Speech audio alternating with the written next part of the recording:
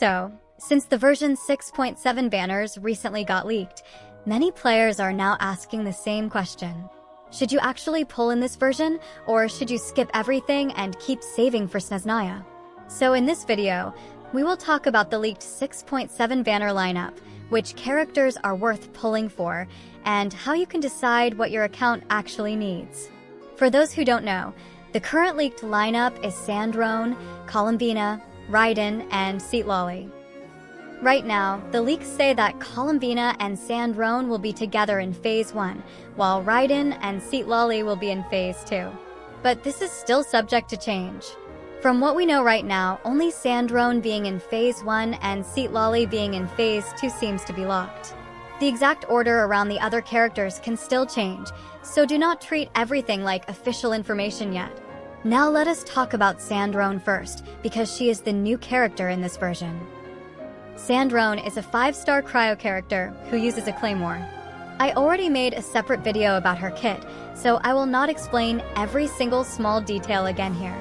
But very quickly, her charged attack works a bit like Nouvelette's charged attack, where she channels a laser and deals cryo damage. While doing that, she also deals stellar superconduct damage. Her charged attack builds up a gauge, and once that gauge is full, she enters an overheat state and can no longer continue the charged attack. Her elemental skill reduces part of that charged attack gauge and deals 1 instance of stellar superconduct damage. Her elemental burst deals 1 instance of stellar superconduct damage and 1 instance of cryo damage. So overall, her kit is built around the new stellar superconduct playstyle. Now the big question is, should you pull for Sandrone?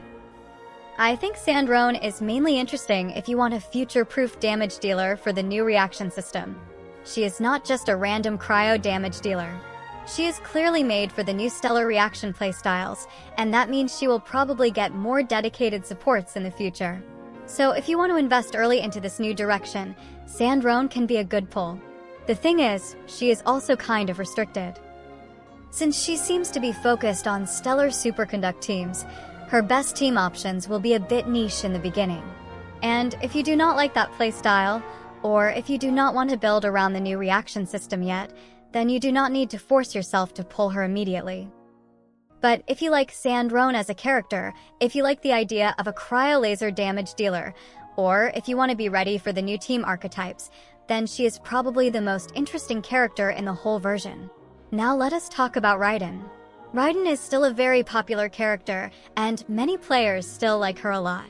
She functions as a great battery, she can make rotations feel smoother, and she can fit into a lot of different teams. You can use her in older damage teams, you can use her in overload teams, and you can still use her as an off-field trigger in hyperbloom teams. She also has a very good free-to-play weapon with the catch, which you can get from fishing. So yes, Raiden still has useful parts in her kit. She is not a useless character. She can still do her job. But we also have to be honest. Raiden has been power-crept a lot. Her personal damage numbers simply do not compare that well to newer damage dealers anymore. Back then, she felt like one of the strongest and most flexible characters in the game. But now, Genshin has so many newer characters with stronger damage, stronger reactions, and more modern team options that Raiden does not feel as special as she used to. That does not mean she is bad. It just means her value is different now. If you pull Raiden today expecting her to carry your account like a top modern damage dealer, you might be disappointed. But if you pull her because you like her, or because you want her for specific teams like Hyperbloom or Overload, she can still work just fine. Now let us talk about Citlali. Citlali is honestly still a very strong support, especially if you pulled Mavuika earlier and you do not have Citlali yet. She can be really good for Mavuika and many other teams, and in the current meta she is still one of the strongest support options. Her biggest strength is that she can decrease both pyro and hydro resistance, which is very valuable for many teams.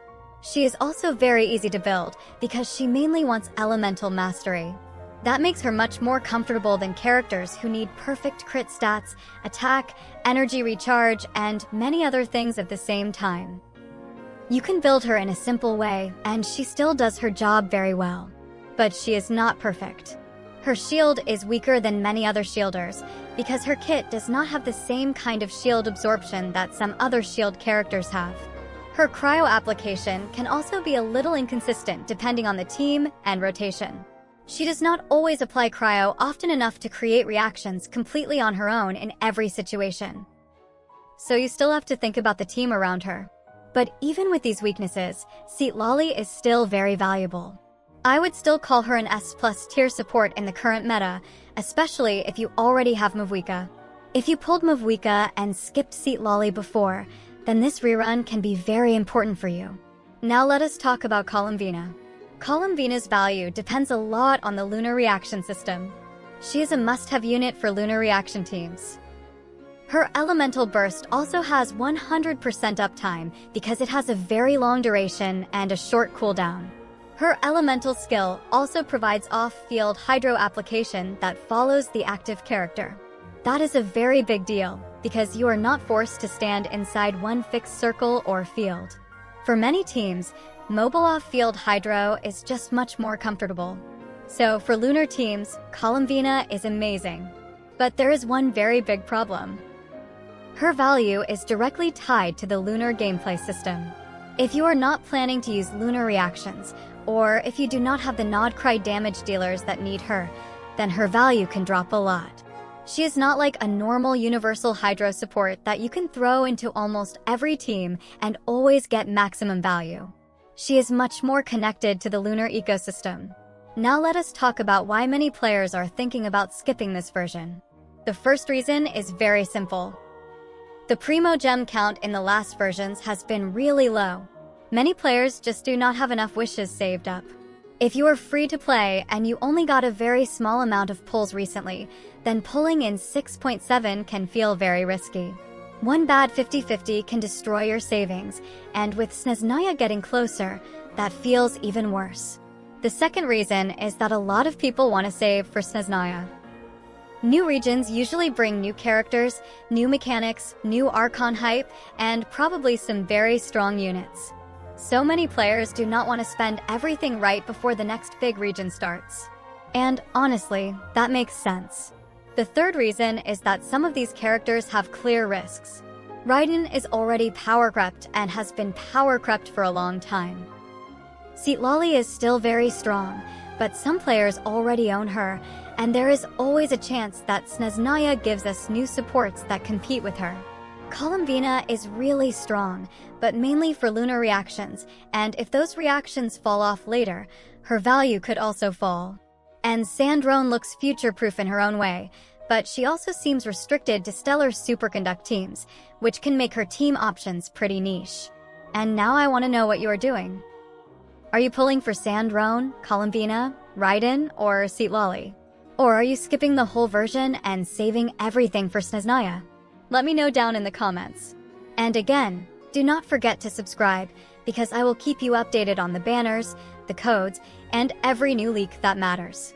We are also still getting closer to my dream goal of 20,000 subscribers, so every sub really helps a lot. Thank you so much for watching, good luck with your pulls, and I will see you in the next one.